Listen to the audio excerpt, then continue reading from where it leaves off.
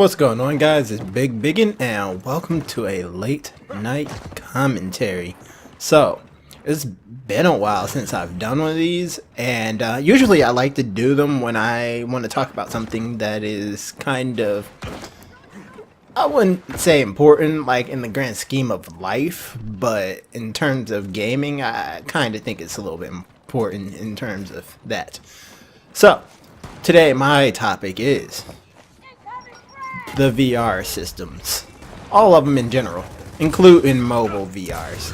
So I found this article, trustedreviews.com. Now I don't know how trustworthy this website is, but it's the only website that will give me sales figures, so bear with that in a grain of salt. I read it and it seemed like it would be true, so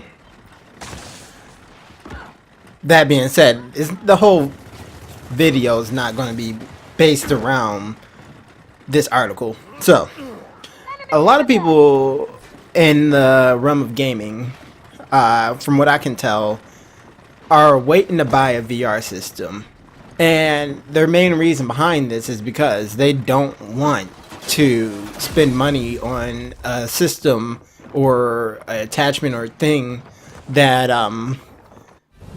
don't have any games out for it.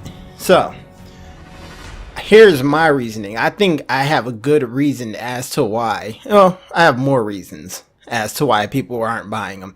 So when I think about PC gaming, which is got the two most high profile, or what I assumed was the most high profile VR systems out there in terms of like high powered console VR.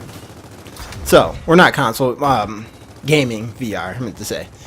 So you got the Oculus Rift, which from my knowledge was the first one to at least be announced, and you got the HTC Vive. Now a lot of people like the idea of the VR, but a lot of people don't want to spend the money for the HTC Vive or the Oculus Rift because they're not what you consider cheap, but a lot of people would pay for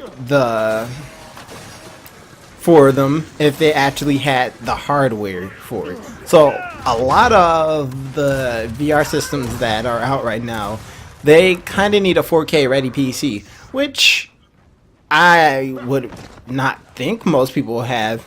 Now I would say that VR gaming's for the hardcore, but even the hardcore might not even have a 4K ready PC, because as far as I can recall, the weakest that you'd be recommended to get in terms of 4K ready game graphics cards would be GTX 980 Ti by Nvidia. And a lot of people want to go a little bit more hardcore and just get the 1080 so that they can just go ahead and keep 4K ready. But when you think about that, is the world ready for 4K? And of course the world is ready for 4K, but nobody has the stuff for 4K. Everybody wants to say that 4K is the new standard, but nobody has a 4K TV. Nobody has a 4K ready PC. Nobody has like anything ready for 4K besides maybe their console, if they got PlayStation Pro, if that's it. Other than that, they're not really ready for 4K. And you might be saying, well, I've got a 4K ready setup, but most people don't, unfortunately. But in the future, it probably will happen. They'll at least get the TV. I imagine within the next 4 years, 4K ready TVs would be, not uncommon in the average household. But for now, it's not, and it's kind of expensive to get into. So that's why I don't think that PC VR is going very well. It's because most people don't have the stuff, and they don't want to spend the money to get the stuff in order to get that going. Yeah. And then I think about the only console VR, which is the PlayStation VR, which actually it's not doing as bad as I thought it would be. It's sold around 750,000 or 100,000, 750, 100,000 units, which is really good actually. I mean, I guess it ain't great compared to like, what is it, 53 million PlayStations out there, but you have to consider the fact that I believe that the PlayStation VR is $300, which if you want an average PS4, that's $300. So I'm guessing a lot of people don't want to spend the money for some attachment to a console, and then it don't have the games. And once again, you might be saying, well, there's Resident Evil.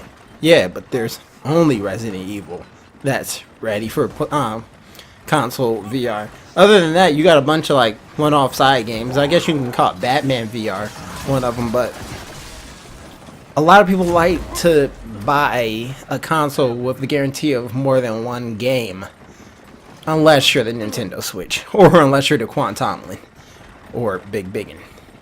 So, there's that. So, let me tell you the numbers on the HTC Vive while I'm at it. The HTC Vive sold 420,000. And the Oculus Rift sold 250,000. But the number one VR that is sold so far is the Gear VR. What, 4.51 million. Now, that's crazy. Now, I don't know how many people have a Samsung Galaxy S7, but they were kind of pushing those things to be sold. And honestly, in my opinion, I don't consider mobile gaming a real form of gaming, because even I have got a Gear VR actually, but I don't consider mobile gaming real gaming. And a lot of people who develop for phones, like, they realize that the phones itself has limitations. Like, you're not getting, well, you don't got 4K gaming, if you will. Some of them can record in 4K, but we're not going to get into that. But a lot of them don't got the hardware for 4K gaming, but they don't really need that. And I just don't see a lot of people or hardcore gamers going for the mobile gaming industry. So this is why I think that VR is not doing too well.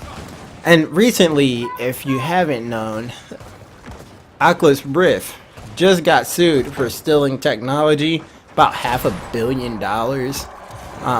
And in addition to that, the Oculus Rift isn't really selling that well. It's sell what, 250, 100,000? That's, I don't know if that's even enough to cover the $500 million that they just got sued for. But there's that. Anyways, if you think that 4K, I mean not 4K. If you think that VR gaming is going to eventually die, or that you know the reason why VR gaming is not doing so well as of right now, leave it in the comments. And if you agree with me, leave it in the comments. If you disagree with me, leave it in the comments. Leave it in the comments. Always leave it in the comments. Bye.